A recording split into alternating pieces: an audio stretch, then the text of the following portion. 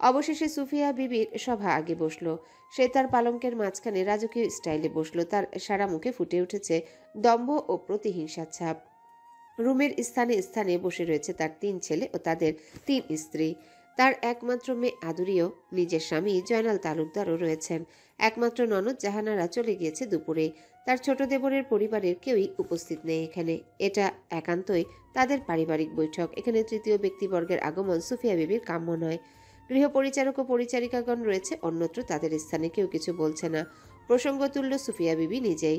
রাত আবার রাইতেই আইসে পড়বো, তোরা সব একলগে থাকবি না।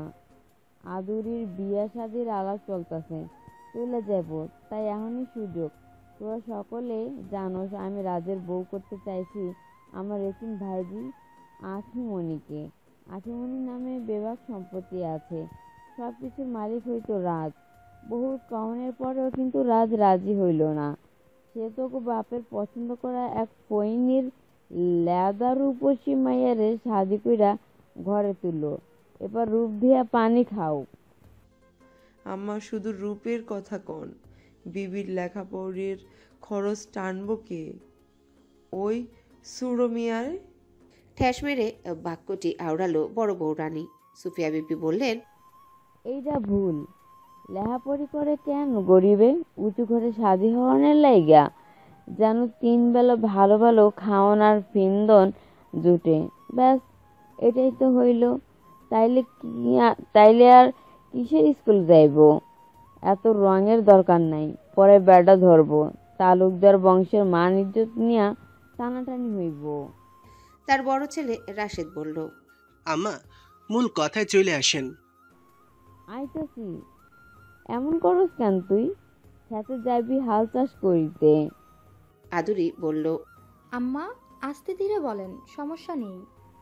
আমি রাজের এই বউরে পছন্দ করি নাই, মাইনাও নেই নাই। আমার লাগে একমত কে কে কও? আম্মা আমি সহমত জানাই। নিজেদের একটা পারিবারিক ঐতিহ্য আছে। এ বাড়ির ও বাড়ির কতজন আমাকে উপহাস করে কথা বলল। গরিবের মেয়ে বিয়ে করে আমরা নাকি মহৎ সাজতে গেলাম। মুখ বাঁকিয়ে বলল আদুরি। আম্মা, আমিও আপনার লগে আছি। কয়দিন বাদে দেখা যাইব ওই মাইয়ার রূপের দামাগে মাটিতে পাই পড়ব না। টনটন সুরে মত জানালো বড় বউ রানী। আম্মা, আপনার কথাই আমার কথা। সে আমাকে 3 যা ননদের চাইতেই সুন্দরী। জামাইয়ের আহ্লাদ পাইয়া গাছে উঠব। মুসিবত, কিছু একটা করতে হইব, বলল দ্বিতীয় বউ সুমনা। আম্মা, আমার তারে সহ্যই হয় না। একটা গরিবের মেয়ে আমাগো সমান মর্যাদায় এসে পড়লো, মানা যায়? পড়াশোনা আটকাইতে হবে, আমার উপরে উঠতে দেয়া যাবে না কিছুতেই, বলল সেজ বউ টলি। সুফিয়া বিবি বা 3 ছেলের দিকে দৃষ্টি তাক করলেন। বড় ছেলে রাশেদ বলল, তোমরা সবাই মেয়ে মানুষ, তোমাকে দ্বন্দ্ব, হিংসা, রেষারেষি থাকতেই পারে, কিন্তু আমরা পুরুষ মানুষ, বাইরে বাইরে থাকি। আমি আম্মার সঙ্গে একমত নই। আমার তো তারে দেখে ভালো মনের মেয়ে মনে হয়েছে। মেজ ছেলে খালেদ বলল, বড় ভাইজানের কথাই আমার কথা।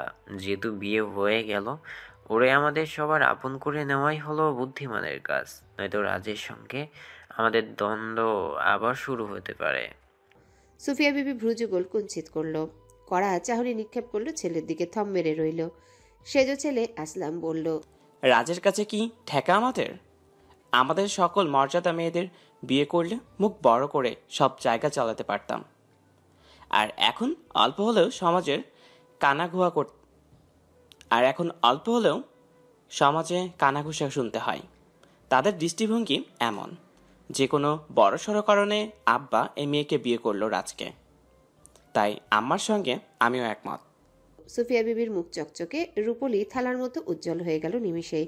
তিনি স্বামীর দিকে চেয়ে বললেন, আপনি আর কি কইবেন? জানি এতক্ষণ মনে গোসা নিয়া খিসমাইরা আছেন। জয়নুল তালুকদার বললেন, আমি গোসা হই নাই, তোমরা এগুলা কইবা আমি আগে থেকে জানি। কারণ তুমি ও তোমার বউরা ঘুরাফুরা এগুলা কতবার কইলা।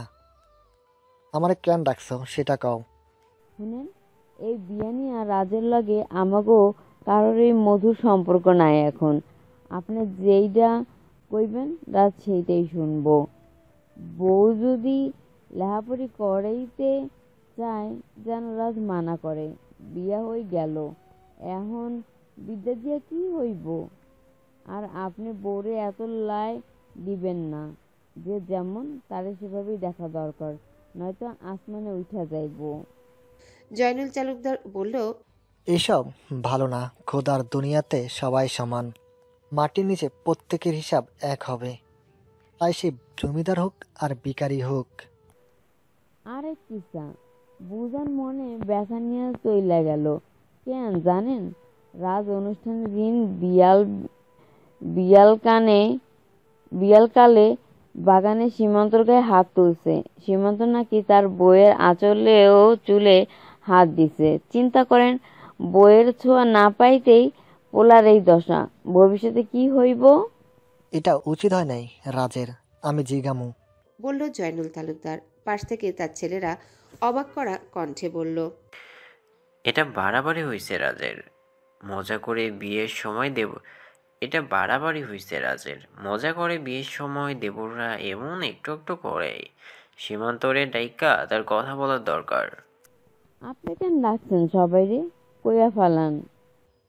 জানি কোনো ফায়দা নাই, আমি চাই তোমরা ছোট বউয়ের সাথে ভালোভাবে মিশা চলো, আরে আপন কইরা নাও। এটা মাটির হাড়ি না। মন চাইলো আচার মাইরা ভাইঙ্গা পালাইলা। সে মানুষ, তারও একটা ইজ্জত আছে। হেলাফেলা করিও না পিতাহারা মেয়েটার প্রতি। নারী হইয়া নারীর সভাপতি হইও সবাই। ভালো হইব কইলাম, 2 দিনের দুনিয়ায় মনে হারামি রাইকা চইল না। সুফিয়া বিবি ঝাঁজের দৃষ্টিতে স্বামীর দিকে চেয়ে বললেন, হয়েছে, বুঝছি। আমগরে হুমকি দিতেছেন মনে হয়। এবার কন, তারে কেন ঘরে আনলেন সেই কাহিনী? সেটা লম্বা ইতিহাস, এখন বলার মানসিকতা নেই আমার। অন্যদিন বলমু। আমি যাই আমার কক্ষে। জয়নুল পরিতাপের নিঃশ্বাস ফেলে উঠে গেলেন নিজের থাকার রুমের দিকে। রাশেদ খালেদও উঠে চলে গেল। এক মতের সবাই বসে রইল। সুফিয়া বিবি এদের সবাইকে নির্দেশ করে বললেন, সবাই এই মাইয়ার লগে এমন ভাবে চলবা যেন সে আবার বেশি টের না পাইয়া যায়। আর কি সাপও মরবে, লাঠিও ভাঙবো না। চালাকি কইরা চলাফেরা করবা। উপরে উপরে ভালা, ভিতরে ভিতরে কালা, বুঝলা না? আরো খোলসা করে কিছু কইতে হইব। এই মাইয়ারা অশান্তি দিয়া নিজেরা কিছু শান্তি পাইতে চাই। আমার ভাইজি কি কাঁদলো। আহারে, আমি তার স্বপ্ন দেখাইছিলাম রাজের বউ বানামো বইলা। সবাই সমকণ্ঠে বলে উঠল, আম্মা জিন্দাবাদ, সুফিয়া বিবির জয় হোক। রানী বলল, সেই দুঃখে বিয়ের দিনও আইলো না আখিমণি। তোমরা এবার যাইতে পারো সকলে। সবাই ফিসফাস করতে করতে চলে গেল যে যার মতো। এক অবিশ্বাস্য চোখে শিখা রাজের দিকে চেয়ে রইল। চেয়ারে 2 পা তুলে ছোট্ট শিশুর মতো গুটিসুটি মেরে বসলো। তার মনে হচ্ছে পৃথিবীর সপ্ত আশ্চর্যের এক আশ্চর্য তার সামনে। ঘোর বিস্ময়ে অভিভূত সে। এত অপূর্ব একটা ছেলের বউ হবে সে, এমন দৃশ্য কল্পনা করার দুঃসাহস স্বপ্নেও কোনোদিন হয়নি তার। অথচ একেই আজ সকালে কতগুলো বাজে কথা বলল সে।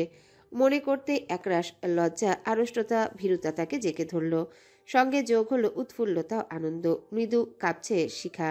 এই আলো আধারের সন্ধ্যাকে সাক্ষী রেখে যে নিগুড়ো সত্য বালিকা মেয়েটি জানতে পারল, তাতে সে অতি পুলকিত। রাজ বিছানায় শোয়া থেকে শিখার দিকে চেয়ে রইল। 2 চোখ ভর্তি তার আকণ্ঠ সুধা।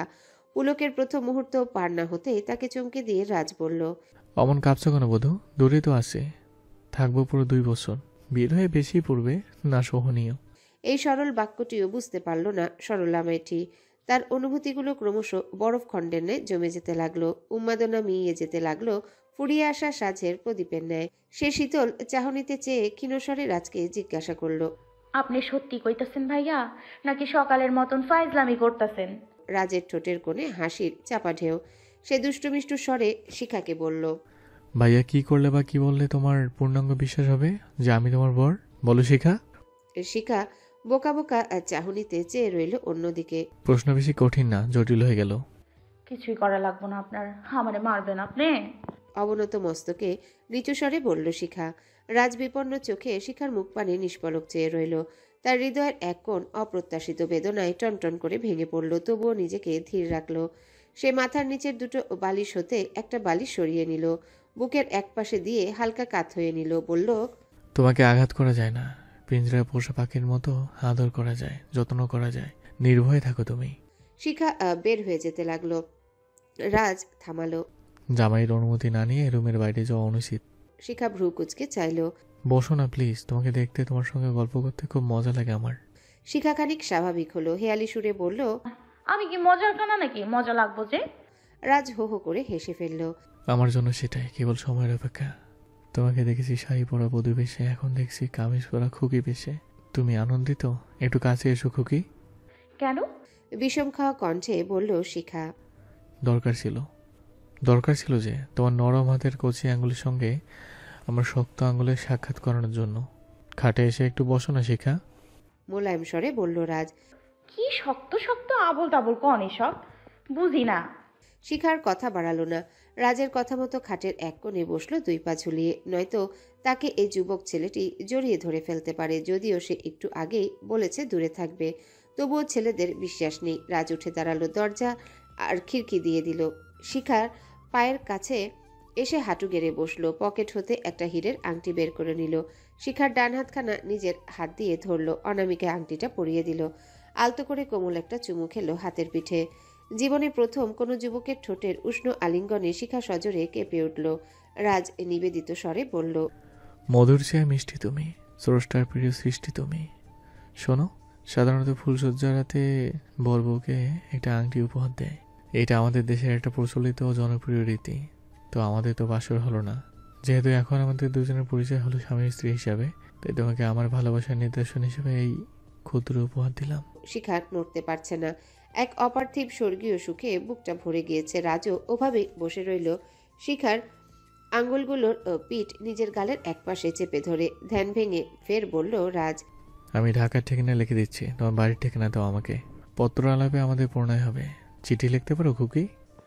কখনো লিখিনি। লাজুক ভঙ্গিতে জবাব দিল শিখা। ব্যাকরণ দেখে শিখে নিও, মন দিয়ে অবশ্যই পড়াশোনা করবে। রেজাল্ট ভালো হলে যা চাইবে তাই পাবে, প্রমিস। নিজের খেয়াল রেখো। জানি তোমার ভিতরে কিছু প্রশ্ন তৈরি হচ্ছে আমাকে নিয়ে, জবাবগুলো তোমার আম্মু ভালো দিতে পারবে, জেনে নিও। সুস্বাদু অষ্টব্যঞ্জন দিয়ে রাতের নৈশভোজ একসঙ্গে সেরে নিল রাজ, শিখা, আলোর স্বামী। রাত চলে যাওয়ার পূর্ব মুহূর্তে নুরি এসে রাজকে বলল, রাজ, ওয়াদা সব ঠিক আছে তো? যা যা তোমার আব্বাই কইলো? হ্যাঁ মা, শিখাকে 2-4 দিন পর কেউ এসে নিয়ে যাবে আমাদের বাড়ি, তারপরে একেবারে চলে আসবে আপনাদের কাছে। আমাকে আমি বুঝিয়ে নেব, আপনি ভাববেন না। শিক্ষা ইন্টারমিডিয়েট পাস করা পর্যন্ত আপনার হেফাজতে থাকবে। আমি ঠিকানা লিখে দিয়েছি, আমাদের চিঠিতে আদান প্রদান হবে। আপনি আমাদের বাড়ি বেরোতে যাবেন শিক্ষাকে নিয়ে। যখন ওর স্কুল বন্ধ থাকবে, কোনো জরুরি প্রয়োজন হলে আমি ঢাকা থেকে আপনাদের বাড়িতে লোক পাঠাবো। রাত চলে গেলে শিখার দুচোখ টলমলে হয়ে উঠল। সারা রাত অঝোর নয়নে অশ্রুপাত করল বিনা মেঘে বর্ষণের মতো। রাজ পরের দিন তার মাকে ডেকে সুন্দরভাবে শিখার পড়াশোনাও থাকার কথা জানালো। সুফিয়া বিবি উত্তেজিত হলো না, ছেলেকে তার রুদ্রমূর্তি দেখালো না। মনে মনে কঠিন প্রতিজ্ঞা করে ফেলল শিখাকে নিয়ে, কেবল বাস্তবায়নের অপেক্ষা।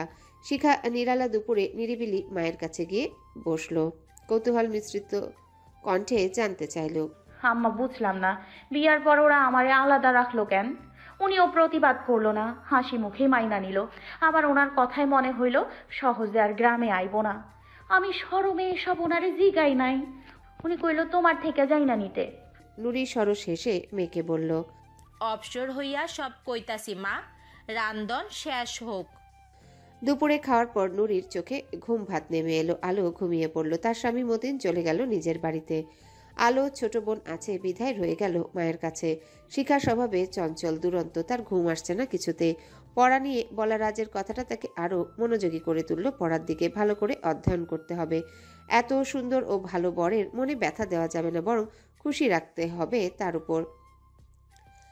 তার 7 জন্মের কপাল, রাজের মতো ছেলে তাকে বিয়ে করেছে। শিখা পড়ার টেবিলে বসে কিছুক্ষণ পড়াশোনা করলো উড়ু উড়ু মন নিয়ে। সামনে টেস্ট পরীক্ষা। উজানপুর শ্বশুরবাড়িতে গেলে আবার কয়দিন পড়াশোনা হবে না। যদিও পড়তে পড়তে মন স্থির করলো গুরুত্বপূর্ণ বই খাতাগুলো নিয়ে যাবে যাওয়ার সময়। দিনের আলোকে বিদায় জানিয়ে সাঁঝের আগমন হলো। প্রকৃতি জুড়ে ভর করল অবাধ নীরবতা। ঝুপ করে ধরণীতে নেমে এলো মায়াবী আধার। সেই আধারে মিশে আছে হেমন্তের মৃদু ঠান্ডা আমেজ। বাড়ির প্রতিটা ঘরে ঘরে জ্বলে উঠল 100 ওয়াটের বৈদ্যুতিক বাল্ব। যখন নুরির বিয়ে হয় তখন পুরো মধুপুর গ্রামেই বিদ্যুতের সংযোগ ছিল না। এখন শুধু নুরির ঘরে নেই, তার ভাগ্য আজও তাকে হারিকেন প্রদীপের আলোতেই রাখছে। তার বড় মেয়ে জন্মাবার পর মকবুল শখ করে নাম রেখেছে আলো। সেদিন নুরির চিবুক উঁচিয়ে মকবুল বলেছিল, নুরি আর নূর ওই একই আলো। আর এখন আমার ফুটফুটে কন্যার নামও রাখিলাম আলো। আমার ঘর এমনিতেই আলোয় মাখামাখি হইয়া যাইব, মানুষের সৃষ্টি বিদ্যুৎ লাগবো না। নুরি বহু পুরনো হারিকেনটায় কেরোসিন তেল ঢেলে নিল। এই হারিকেনটার সাথে মিশে আছে তার মায়া কিছু মধুর সুখ জাগানিয়া স্মৃতি। নওজোয়ান মকবুলের সঙ্গে তার বাসর হয়েছে হারিকেনের আলোয়। ভোর অবধি এই হারিকেনের আলো মকবুলকে সাহায্য করেছিল নুরির চাঁদের মতো অপরূপ কচি মুখখানা দেখতে। আহা জীবন, তুমি এই ভাঙো এই গড়ো। নুরি বুক ভরে আক্ষেপের দম ছাড়ে। কালিতে ভরা কাচের চিমনিটা মুছে জ্বালিয়ে নেয়, ঘরের মাঝখানে রেখে দিল। এতে 2 রুমের ছোট্ট দোচালা বেড়ার ঘরটি পুরোটায় হালকা আলো ছড়িয়ে যাবে। বড় মেয়ে আলো কুপি জ্বালিয়ে সামনের রুমে টেবিলের উপর রাখলো। শিখা ছোক ছোক করছে মাকে অবসর পাওয়ার অপেক্ষায়। নুরি ঘরে ভাজা মচমচে মুড়িও রাজের আনা মিষ্টি আনলো মেয়েদের সামনে। বড় স্টিলের বাটিটা ঠেলে দিয়ে বলল, রসগোল্লা দিয়া মুড়ি মাখায়া খা, স্বাদ আছে এইটা। জামাই রানা কত কিছু পইরা আছে, খাইস যেটা মন চায় নিয়া। সবাইরে বিলাইয়াও কত রইল, এত না আনলেও হইতো। আলো বলে উঠল, আমার যা কথা, তোমার আমির জামাই শ্বশুর বাড়িতে প্রথম আইব না, আনছে ভালো হইছে, কিপটা হইলে তো আমরা শরম পাইতাম। খাটের উপর বসে বসে মা মেয়েরা নাস্তা খাচ্ছে। রসগোল্লা দিয়ে মুড়ি মাখা এক মুঠি মুখে পুরে দিল শিখা। চিবানোর মাঝে বলল, আম্মা দুপুরে যে কইছিলা ওইগুলা কইবা, কও না এখন। কি? ও মনে হইছে, এইটা মুখের খাওয়ান শেষ হইলে জিগান যাইতো না? কতদিন কইছি মুখে খাওয়ান রাইখা কথা কইবি না, ভালো দেখায় না এটা। শব্দ অসুন্দর ও অপরিষ্কার শোনা যায়। হয় আগে কইবি নয় পরে কইবি। বদ খাসলত এডি চেঞ্জ কর। এখন বড় ঘরের বউ হইছত, সব কিছু বড় উন্নত হওয়া চাই। পরিবেশ থেকে শিখিস কিছু। শিখাকে শাসনের সুরে বলল তার আদর্শবাদী, স্পষ্টবাদী, প্রতিবাদী বিধবা মা নুরি। এই যে গিললাম, এবার কও। আলো বলল, কি আম্মা, শিখা কি জানতে চাই তোমার কাছে? কথা না কইয়া হই না যা আমার কথা। আলোকে বলল নুরি। এখন খাওয়ার চেয়ে আলো ও শিখার অধিক মনোযোগ মায়ের দিকে। নুরি বলতে শুরু করলো, পেঁয়াজ গুছের কিছু না, সুজা সাপটা কাহিনী। তোর আব্বাই ছিল কিছু পড়াশোনা জানা মানুষ, ব্রেনও ভালো ছিল। অভাবী ঘরের ছেলে বইলা পরিবারের চাপে পরিস্থিতিতে সে কাজে কর্মে ঢুইকা গেল পড়াই ইস্তফা দিয়া। এসব আমার শোনা কথা। এরপর সময় হইলে তার মা বাবা তার লগে আমার বিয়া দেয়। আমি বেশি পড়ি নাই, সুন্দর ছিলাম বইলা আমার বাপ মায়ে বেশি বিদ্যা গ্রহণের সুযোগ দেয় নাই আমারে। এরপর আলো যখন পেটে আসে তখন এক অমাবস্যার রাইতে ঘরের দাওয়ার 2জন বইসা গল্প করতাছিলাম। তোর দাদা দাদি সহ ঘরের সকলেই ঘুমাইয়া গেছিল। তখন 1-2 কথায় তোর আব্বা আমারে কইছিল, দেখো নুরি, দিনের আলোয় সব কিছু কি সুন্দর দেখা যায়, আর রাতের এই ঘোড়া আন্ধারের সুযোগ নিয়ে মানুষ যত সব আকাম কুকাম 2 নম্বরই কাজ কইরা বেড়ায়। আবার ধরা খাইলে সব শেষ। আল্লাহ বাঁচাইলে ছেলে হোক আর মেয়ে হোক, আমার সন্তানের আমি সূর্যের তীব্র আলোর মতো মানুষ করব, যেন সমাজে তার মাথা নিচু করতে চলতে না পারে। মানুষ সম্মানের চোখে দেখবে তাদের। আমি আমার শরীরের শেষ রক্তবিন্দু দিয়া হইলে আমার সন্তানদের পড়াশোনা করামো। এটা মনে রাখো নুরি, আমার জীবনের একমাত্র চাওয়া এটাই, আর কিছুই না। কথাগুলো বলে নুরি দীর্ঘশ্বাস ছাড়ল। ফের বলল, কিন্তু নিয়তির ইশারা আটকানোর সাধ্যি কারুই নাই মা। আলোর বয়স যখন 6, ক্লাস 1-এ ভর্তি করছি। কত আনন্দ নিয়া ওরে সকাল রাইতে আমি পড়তে বসাইতাম। এই বাড়ির ওই বাড়ির স্কুলের পোলাপানদের হাওলা কইরা ওরে স্কুলে দিতাম। শিখারও জন্ম হইছে তখন, বয়স 1 বছর তার। আচম্বিতে আমাগো জীবনে ভয়ঙ্কর তুফান আইলো। তোর আব্বা মইরা গেল। আমি 2 চোখে অন্ধকার দেখি খালি। কি করমু দিশা পাই না, কই যামো। বাবারাও তো গরিব। তোর আব্বারে আমারে সবাই পছন্দ করত, তাই সবাই সাহায্যের হাত বাড়াইয়া দিল। আমিও মজবুত হইয়া উঠি, নয়তো সবাই গুড়াইয়া দিত। তোর আব্বার স্বপ্ন পূরণের লাইগা আলোর বন্ধ করি নাই। ওরে মেট্রিক পাশ করাইলাম খাইয়া না খাইয়া। তখন 4 দিক থেকে ভালো ভালো সম্বন্ধ আসতে লাগলো। তোগো বড় চাচা ফুপু খালারা আমারে রাত দিন এক কইরা বুঝাইল, কইল স্বামী নাই, 2 মাইয়া কান্দের উপর নিয়া বইসা থাকন বুকামি হইব। SSC পাশ দিল, কম কি, আলোরে বিয়া দিয়া দাও। আর মকবুলের স্বপ্ন শিখারে দিয়া পূরণ কইর। 1 মায়া নিয়া চাপ হইব না, আমরা তো আসি। দিলাম আলোরে বিয়া, তোর পড়াশোনা চালাইতে লাগলাম। আলোর বিয়ার ঘটক সেরুমিয়া যখন তোর লাইগা প্রস্তাব আনলো, আমি তো 1 পায়ে খাড়া, কিছুতেই রাজি হই না। সেরুমিয়া তোর বড় চাচারে ধরলো, উনি আমারে বুঝাইলো। তখন আমি সেরুমিয়ারে কইলাম, চাচা আমার কিছু আর্জি আছে, এগুলো যদি তারা হাসি মুখে মাইনা নেয় তাইলে ভাইবা দেখতে পারি। সে কইল, কও তো হুনি। তখন আমি কইলাম, চাচা 1 আমার মাইয়া ছোট, বয়স কম, 18 বছর পূর্ণ হওয়ার আগে জামাই আলাদা থাকবো।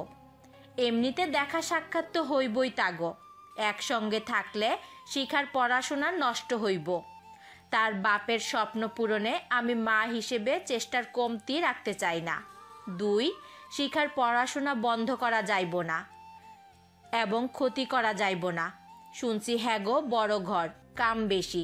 3 কলেজ পাশ করণ পর্যন্ত শিখা আমার কাছেই থাকবো, পরেরটা পরে চিন্তা করবো।